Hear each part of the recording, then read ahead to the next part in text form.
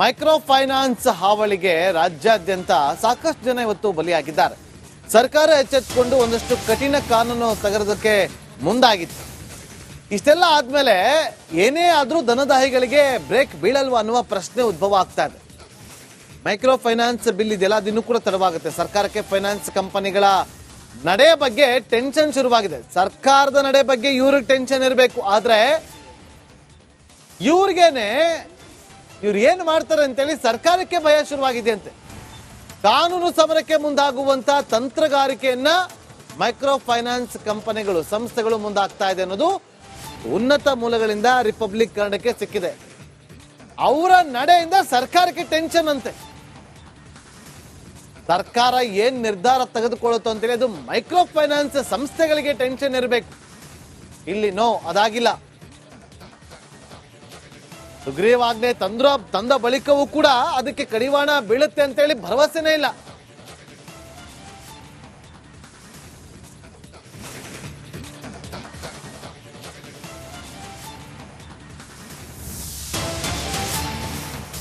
ಇನ್ನು ಇದೇ ವಿಚಾರಕ್ಕೆ ಸಂಬಂಧಪಟ್ಟಂತೆ ಗೃಹ ಸಚಿವರು ಮಾತಾಡಿದ್ದಾರೆ. ಮೈಕ್ರೋ ಫೈನಾನ್ಸ್ಗೆ ಸರ್ಕಾರದಿಂದ ಮುಗುದಾರ ಬೀಳುತ್ತೆ, ಶೀಘ್ರದಲ್ಲೇ ಕಾನೂನನ್ನ ಜಾರಿ ಮಾಡ್ತೀವಿ.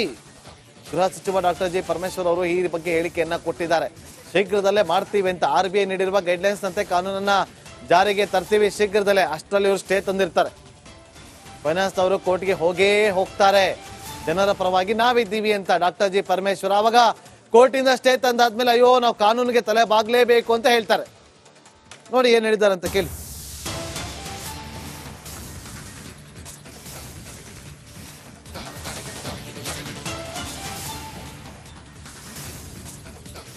RBI ಕೊಟ್ಟಿರುವಂತಹ ಗೈಡ್ಲೈನ್ಸ್ ಅಂತೆ ಕಾನೂನು ಜಾರಿ ಮಾಡ್ತೀವಿ, ಫೈನಾನ್ಸ್ನವರು ಕೋರ್ಟ್ಗೆ ಹೋಗ್ತಾರೆ ಅಂತ. ಅವ್ರು ಕೋರ್ಟ್ಗೆ ಹೋಗೋದಕ್ಕಿಂತ ಮುಂಚೆ ನೀವು ಶೀಘ್ರದಲ್ಲೇ ಕಾನೂನನ್ನ ಜಾರಿಗೆ ತನ್ನಿ. ಯಾಕೆ ತರ್ತಿಲ್ಲ? ಯಾಕೆ ಅವ್ರಿಗೆ ಅವಕಾಶವನ್ನ ಮಾಡ್ಕೊಡ್ತಾ ಇದ್ದೀರಾ? ಕಾನೂನನ್ನ ಜಾರಿಗೆ ತಂದಾದ್ಮೇಲೆ ಅವ್ರು ಕಾನೂನು ಸಮರ ಓಡಾಡ್ಲಿ. ನೀವು ಕಾನೂನು ತರೋದಕ್ಕಿಂತ ಮುಂಚಿತವಾಗಿ ಅವರು ಕೋರ್ಟ್ಗೆ ಹೋಗ್ತಾರೆ ಅಂತಂದ್ರೆ ಹೋಗ್ತಾರೆ ಅವರು. ನೀವು ತರೋದಕ್ಕಿಂತ ಮುಂಚೆ ಅಷ್ಟೇ ತರ್ತಾರೆ. ಅವಾಗ ನೀವೇನ್ ಹೇಳ್ತೀರಿ? ಅಯ್ಯೋ ನಾವು ಕಾನೂನಿಗೆ ಪ್ರತಿಯೊಬ್ರು ತಲೆ ಬಾಗ್ಲೇಬೇಕು ಅಂತೇಳಿ ಅಲ್ಲಿಗಲ್ಲಿ ಮುಗ್ದೋಗುತ್ತೆ ಕತೆ. ಕೇಳ್ಕತ್ತಮ್ ನಾಟಕ ಬಂದಲ್ಗೆ. ಮೈಕ್ರೋ ಫೈನಾನ್ಸ್ ಹಾವಳಿಗೆ ರಾಜ್ಯಾದ್ಯಂತ ಸಾಕಷ್ಟು ಜನ ಇವತ್ತು ಬಲಿಯಾಗಿದ್ದಾರೆ. ಸರ್ಕಾರ ಎಚ್ಚೆತ್ತುಕೊಂಡು ಒಂದಷ್ಟು ಕಠಿಣ ಕಾನೂನು ತೆಗೆದಕ್ಕೆ ಮುಂದಾಗಿತ್ತು. ಇಷ್ಟೆಲ್ಲ ಆದ್ಮೇಲೆ ಏನೇ ಆದ್ರೂ ಧನದಾಹಿಗಳಿಗೆ ಬ್ರೇಕ್ ಬೀಳಲ್ವಾ ಅನ್ನುವ ಪ್ರಶ್ನೆ ಉದ್ಭವ ಆಗ್ತಾ ಇದೆ. ಮೈಕ್ರೋ ಫೈನಾನ್ಸ್ ಬಿಲ್ ಇದೆಲ್ಲ ದಿನೂ ಕೂಡ ತಡವಾಗುತ್ತೆ. ಸರ್ಕಾರಕ್ಕೆ ಫೈನಾನ್ಸ್ ಕಂಪನಿಗಳ ನಡೆ ಬಗ್ಗೆ ಟೆನ್ಷನ್ ಶುರುವಾಗಿದೆ. ಸರ್ಕಾರದ ನಡೆ ಬಗ್ಗೆ ಇವ್ರಿಗೆ ಟೆನ್ಷನ್ ಇರಬೇಕು, ಆದ್ರೆ ಇವ್ರಿಗೇನೆ ಇವ್ರು ಏನ್ ಮಾಡ್ತಾರೆ ಅಂತೇಳಿ ಸರ್ಕಾರಕ್ಕೆ ಭಯ ಶುರುವಾಗಿದೆ ಅಂತೆ. ಕಾನೂನು ಸಮರಕ್ಕೆ ಮುಂದಾಗುವಂತ ತಂತ್ರಗಾರಿಕೆಯನ್ನ ಮೈಕ್ರೋ ಫೈನಾನ್ಸ್ ಕಂಪನಿಗಳು ಸಂಸ್ಥೆಗಳು ಮುಂದಾಗ್ತಾ ಇದೆ ಅನ್ನೋದು ಉನ್ನತ ಮೂಲಗಳಿಂದ ರಿಪಬ್ಲಿಕ್ ಕನ್ನಡಕ್ಕೆ ಸಿಕ್ಕಿದೆ. ಅವರ ನಡೆಯಿಂದ ಸರ್ಕಾರಕ್ಕೆ ಟೆನ್ಷನ್ ಅಂತೆ. ಸರ್ಕಾರ ಏನ್ ನಿರ್ಧಾರ ತೆಗೆದುಕೊಳ್ಳುತ್ತೋ ಅಂತೇಳಿ ಅದು ಮೈಕ್ರೋ ಫೈನಾನ್ಸ್ ಸಂಸ್ಥೆಗಳಿಗೆ ಟೆನ್ಷನ್ ಇರಬೇಕು. ಇಲ್ಲಿ ಅದಾಗಿಲ್ಲ. ಸುಗ್ರೀವಾಜ್ಞೆ ತಂದ ಬಳಿಕವೂ ಕೂಡ ಅದಕ್ಕೆ ಕಡಿವಾಣ ಬೀಳುತ್ತೆ ಅಂತೇಳಿ ಭರವಸೆನೇ ಇಲ್ಲ.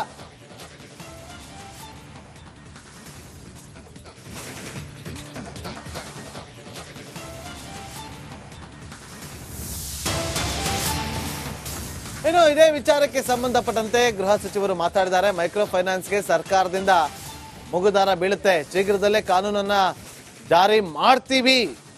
ಗೃಹ ಸಚಿವ ಡಾಕ್ಟರ್ ಜಿ ಪರಮೇಶ್ವರ್ ಅವರು ಈ ಬಗ್ಗೆ ಹೇಳಿಕೆಯನ್ನ ಕೊಟ್ಟಿದ್ದಾರೆ. ಶೀಘ್ರದಲ್ಲೇ ಮಾಡ್ತೀವಿ ಅಂತ RBI ನೀಡಿರುವ ಗೈಡ್ಲೈನ್ಸ್ ನಂತೆ ಕಾನೂನನ್ನ ಜಾರಿಗೆ ತರ್ತೀವಿ ಶೀಘ್ರದಲ್ಲೇ. ಅಷ್ಟರಲ್ಲಿ ಇವರು ಸ್ಟೇ ತಂದಿರ್ತಾರೆ. ಫೈನಾನ್ಸ್ ಅವರು ಕೋರ್ಟ್ಗೆ ಹೋಗ್ತಾರೆ, ಜನರ ಪರವಾಗಿ ನಾವಿದ್ದೀವಿ ಅಂತ ಡಾಕ್ಟರ್ ಜಿ ಪರಮೇಶ್ವರ್. ಆವಾಗ ಕೋರ್ಟಿಂದ ಸ್ಟೇ ತಂದಾದ್ಮೇಲೆ ಅಯ್ಯೋ ನಾವು ಕಾನೂನಿಗೆ ತಲೆ ಬಾಗ್ಲೇಬೇಕು ಅಂತ ಹೇಳ್ತಾರೆ. ನೋಡಿ ಏನ್ ಹೇಳಿದ್ದಾರೆ ಅಂತ ಕೇಳಿ.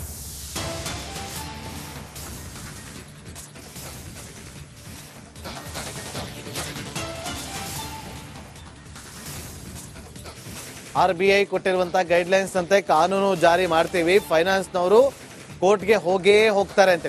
ಅವ್ರು ಕೋರ್ಟ್ಗೆ ಹೋಗೋದಕ್ಕಿಂತ ಮುಂಚೆ ನೀವು ಶೀಘ್ರದಲ್ಲೇ ಕಾನೂನನ್ನ ಜಾರಿಗೆ ತನ್ನಿ. ಯಾಕೆ ತರ್ತಿಲ್ಲ?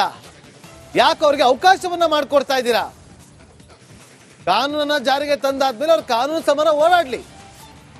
ನೀವು ಕಾನೂನು ತರೋದಕ್ಕಿಂತ ಮುಂಚಿತವಾಗಿ ಅವರು ಕೋರ್ಟ್ಗೆ ಹೋಗ್ತಾರೆ ಅಂತಂದ್ರೆ ಹೋಗ್ತಾರೆ ಅವರು. ನೀವು ತರೋದಕ್ಕಿಂತ ಮುಂಚೆ ಅಷ್ಟೇ ತರ್ತಾರೆ. ಅವಾಗ ನೀವೇನ್ ಹೇಳ್ತೀರಿ? ಅಯ್ಯೋ ನಾವು ಕಾನೂನಿಗೆ ಪ್ರತಿಯೊಬ್ರು ತಲೆ ಬಾಗ್ಲೇಬೇಕು ಅಂತೇಳಿ ಅಲ್ಲಿಗಲ್ಲಿ ಮುಗ್ದೋಗುತ್ತೆ ಕತೆ. ಕೇಲ್ ಕಥಮ್ ನಾಟಕ ಬಂದಲ್ಗೆ.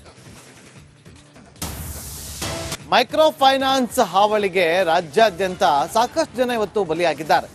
ಸರ್ಕಾರ ಎಚ್ಚೆತ್ತುಕೊಂಡು ಒಂದಷ್ಟು ಕಠಿಣ ಕಾನೂನು ತೆಗೆದಕ್ಕೆ ಮುಂದಾಗಿತ್ತು.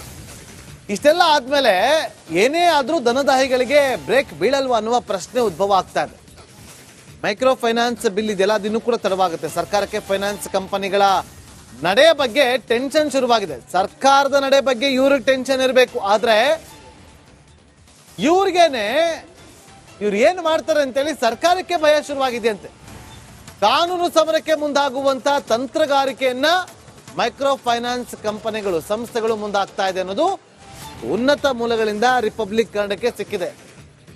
ಅವರ ನಡೆಯಿಂದ ಸರ್ಕಾರಕ್ಕೆ ಟೆನ್ಷನ್ ಅಂತೆ.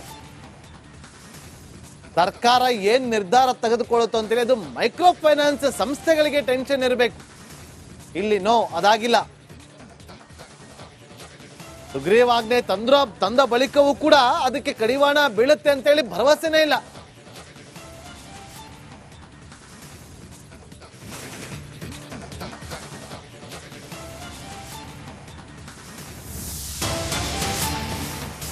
ಇನ್ನು ಇದೇ ವಿಚಾರಕ್ಕೆ ಸಂಬಂಧಪಟ್ಟಂತೆ ಗೃಹ ಸಚಿವರು ಮಾತಾಡಿದ್ದಾರೆ. ಮೈಕ್ರೋ ಫೈನಾನ್ಸ್ಗೆ ಸರ್ಕಾರದಿಂದ ಮುಗುದಾರ ಬೀಳುತ್ತೆ, ಶೀಘ್ರದಲ್ಲೇ ಕಾನೂನನ್ನ ಜಾರಿ ಮಾಡ್ತೀವಿ. ಗೃಹ ಸಚಿವ ಡಾಕ್ಟರ್ ಜಿ ಪರಮೇಶ್ವರ್ ಅವರು ಈ ಬಗ್ಗೆ ಹೇಳಿಕೆಯನ್ನ ಕೊಟ್ಟಿದ್ದಾರೆ. ಶೀಘ್ರದಲ್ಲೇ ಮಾಡ್ತೀವಿ ಅಂತ RBI ನೀಡಿರುವ ಗೈಡ್ಲೈನ್ಸ್ ನಂತೆ ಕಾನೂನನ್ನ ಜಾರಿಗೆ ತರ್ತೀವಿ ಶೀಘ್ರದಲ್ಲೇ. ಅಷ್ಟರಲ್ಲಿ ಇವರು ಸ್ಟೇ ತಂದಿರ್ತಾರೆ. ಫೈನಾನ್ಸ್ ಅವರು ಕೋರ್ಟ್ಗೆ ಹೋಗ್ತಾರೆ, ಜನರ ಪರವಾಗಿ ನಾವಿದ್ದೀವಿ ಅಂತ ಡಾಕ್ಟರ್ ಜಿ ಪರಮೇಶ್ವರ್. ಆವಾಗ ಕೋರ್ಟಿಂದ ಸ್ಟೇ ತಂದಾದ್ಮೇಲೆ ಅಯ್ಯೋ ನಾವು ಕಾನೂನಿಗೆ ತಲೆ ಬಾಗ್ಲೇಬೇಕು ಅಂತ ಹೇಳ್ತಾರೆ. ನೋಡಿ ಏನ್ ಹೇಳಿದ್ದಾರೆ ಅಂತ ಕೇಳಿ.